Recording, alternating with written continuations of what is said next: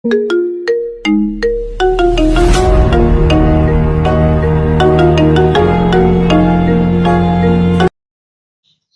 2.48 1 + 4 + 16 + etcetera என்ற தொடரின் எத்தனை உறுப்புகளை கூட்டினால் கூடுதல் 1365 கிடைக்கும்?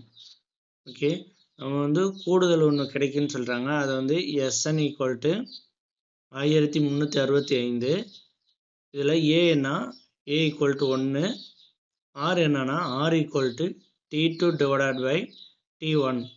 T2ங்கிறது 4 divided by 1, T1ங்கிறது 1 equal to 4. இது வந்து 1 விட பெருசாக இருக்கனால நம்ம வந்து இந்த ஃபார்முலா எழுத போகிறோம்.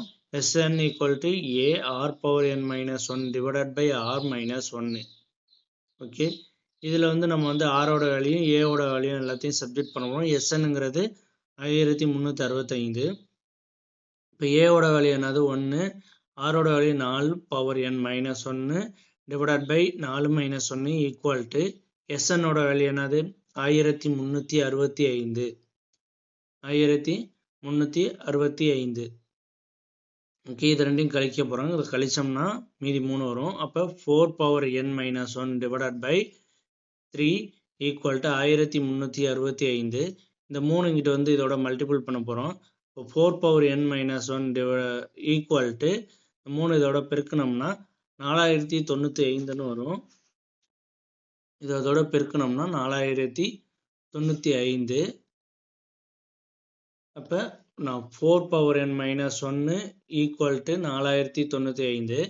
இந்த ஒன்று என்ன பண்ணால் இந்த ரைட் சைடு வரும்போது ப்ளஸ் ஆயிரும். அப்போ 4⁻n equal to 4095 + 1. 4⁻n equal to 4096.